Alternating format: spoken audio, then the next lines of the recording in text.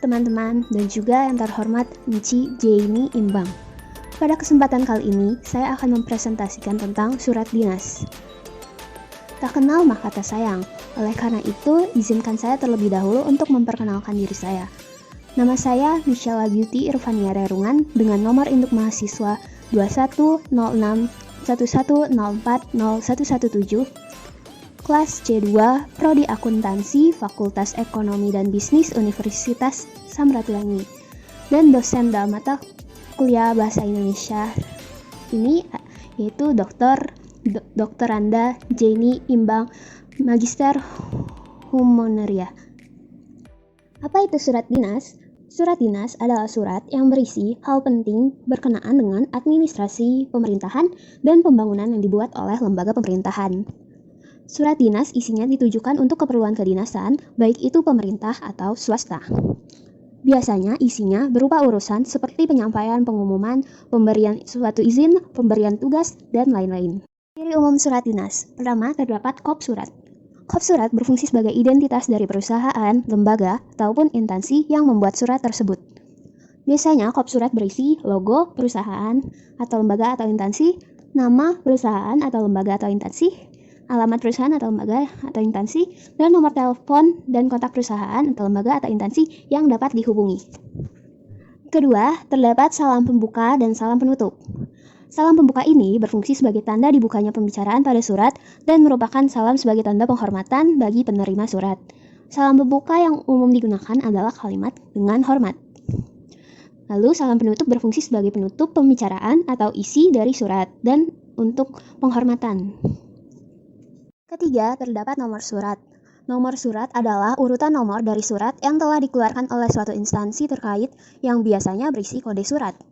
Fungsinya antara lain menandai dan memudahkan untuk mengetahui banyaknya surat yang telah dikeluarkan, mempermudah pengarsipan surat, lalu mempermudah dalam mencari surat tersebut kembali apabila dibutuhkan, dan mempermudah petugas pengarsipan melakukan tugasnya. Ciri yang keempat, terdapat bagian lampiran dan perihal. Lampiran adalah suatu hal yang melengkapi surat yang berupa dokumen pendukung dan merupakan kesatuan dengan surat pengantarnya. Perihal merupakan tujuan dibuatnya surat tersebut untuk memberikan petunjuk kepada penerima surat mengenai masalah pokok surat. Kelima, menggunakan bahasa resmi. Penulisan dalam surat dinas dituliskan dengan format dan memakai bahasa resmi. Pemakaian ragam baku bahasa Indonesia dalam surat dinas mencerminkan pikiran yang cendekia dan berwibawa. Keenam, terdapat stempel dan tanda tangan instansi. Tanda tangan berfungsi untuk memastikan identifikasi atau memverifikasi ciri-ciri penanda tangan yang berkaitan dengan kesahan surat dinas yang dikeluarkan. Sedangkan stempel berfungsi sebagai identitas atau pengenal dari instansi atau perusahaan yang mengeluarkan surat. Dengan stempel, keresmian dari suatu surat akan semakin kuat. Syarat surat dinas. Yang pertama, format dari surat harus teratur sesuai dengan format surat dinas. Isi dari surat tidak terlalu panjang, harus langsung pada inti yang ingin disampaikan. Kemudian bahasa yang digunakan harus bahasa resmi, sopan, dan mudah untuk dipahami pembaca. Surat harus menggambarkan citra dari instansi atau lembaga yang membuatnya. Bagian surat dinas. Pertama, ada kop surat.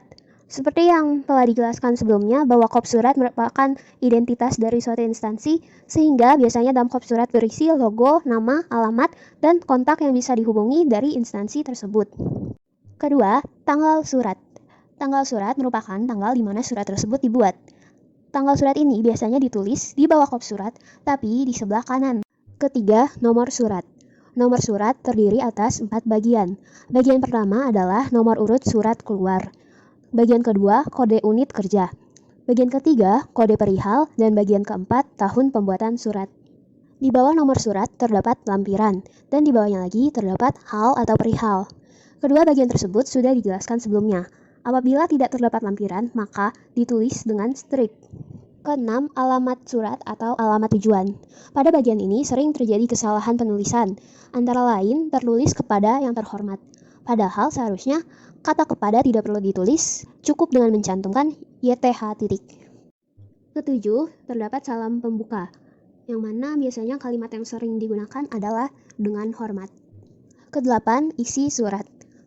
Pada bagian ini terdapat kalimat pembuka, inti, dan kalimat penutup. Kalimat Pembuka surat berfungsi sebagai pengantar isi surat yang mengajak pembaca untuk memperhatikan pokok surat. Sedangkan kalimat penutup dapat berupa harapan pengirim surat atau ucapan terima kasih kepada penerima surat. 9. Salam penutup.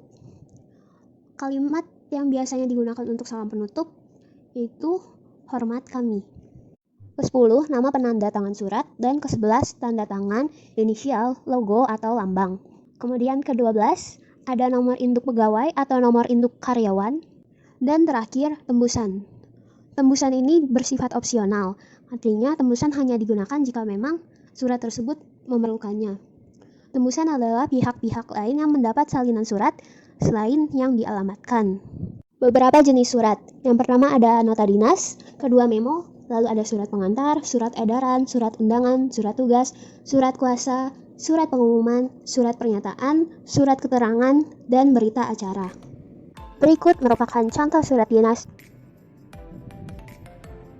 Nah, tetapi pada surat tersebut masih terdapat banyak kesalahan. Karena itu, mari kita mengkritik contoh surat dinas tersebut. Berikut merupakan penandaan kesalahan-kesalahan dalam surat dinas tersebut, baik dalam pemilihan kata, kalimat, paragraf, tanda baca, dan huruf kapital. Karena saya sedang membahas tentang surat dinas, maka saya akan mengkritik surat dinas ini per bagiannya. Bagian pertama yaitu kop surat. Dapat kita lihat, pada kop surat tersebut sudah terdapat nama instansi, logo instansi, alamat, telepon, dan kontak lainnya yang bisa dihubungi. Namun, pertama, penulisan jalan ditulis JL titik, padahal seharusnya jalan. Kedua, telepon ditulis tel, padahal harusnya telepon. Serta tidak terdapat garis pembatas pada kop surat. Bagian selanjutnya, pertama tanggal surat. Di sini tertulis Yogyakarta 4 Juli 2017. Kata Yogyakarta tidak perlu ditulis, seharusnya 4 Juli 2017. Kemudian nomor surat. Nomor surat seharusnya ada 4 bagian, yaitu nomor urut surat, garis miring kode unit kerja, garis miring kode perihal, garis miring tahun pembuatan surat. Bagian lampiran dan bagian hal atau perihal sudah benar. Alamat tujuan. Kata kepada tidak perlu ditulis, dan sesudah yang terhormat atau GTH titik langsung diikuti nama dan gelar. Lalu di bawahnya dituliskan langsung diikuti nama perusahaan. PT tidak diikuti tanda titik. Penulisan alamat seharusnya Jalan Tomobo KM titik 23 Sleman, dengan huruf J, T, K, dan S besar. Lalu di bawahnya Yogyakarta dengan huruf Y besar. Selanjutnya salam pembuka sudah benar. Lalu isi, yang terdiri dari pembuka, inti, dan penutup. Terdapat banyak kesalahan pada bagian ini, baik banyak pemilihan kata ataupun tanda baca yang kurang pas, baik pada paragraf pertama maupun yang lainnya. Kesalahan pertama yaitu menindaklanjuti dipisah, padahal seharusnya disambung. Sedangkan bekerja sama disambung, padahal seharusnya dipisah. Kemudian terlalu banyak penggunaan kata untuk, dan penggunaan kata kita menurut saya kurang tepat. Lalu pada surat ini, setelah kata sebelumnya terdapat tanda titik, padahal seharusnya menggunakan tanda koma. Selain itu setelah kata pada, seharusnya tidak ada jarak, tetapi langsung diikuti tanda titik 2. Maka dari itu, kalimat-kalimat tersebut lebih baik diubah menjadi untuk menindaklanjuti rencana kerjasama perusahaan yang telah dibicarakan sebelumnya, dengan ini kami mengundang Bapak untuk menghadiri rapat yang akan membahas kelangsungan dari kedua perusahaan.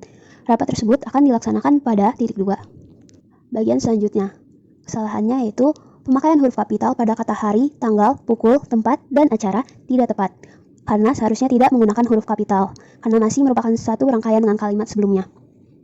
Lalu, tanggal yang ditulis pada bagian tersebut adalah 1 Juli 2017.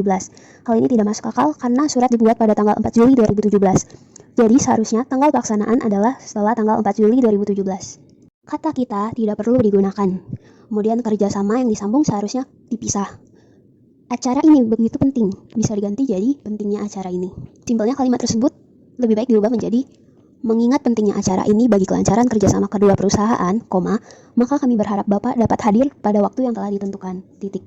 Bagian selanjutnya, terdapat kesalahan penulisan, yaitu da, itu salah ketik, seharusnya dan, lalu kerjasama seharusnya dipisah. Selanjutnya, nama sudah benar, namun di bagian atas harusnya dituliskan keterangan jabatan penanda tangan, bukan di bawah nama. Selain itu, PT tidak diikuti tanda titik.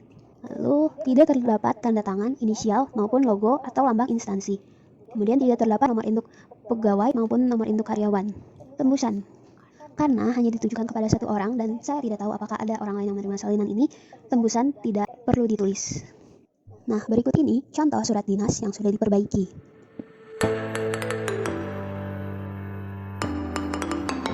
Berikut saya tampilkan perbedaannya.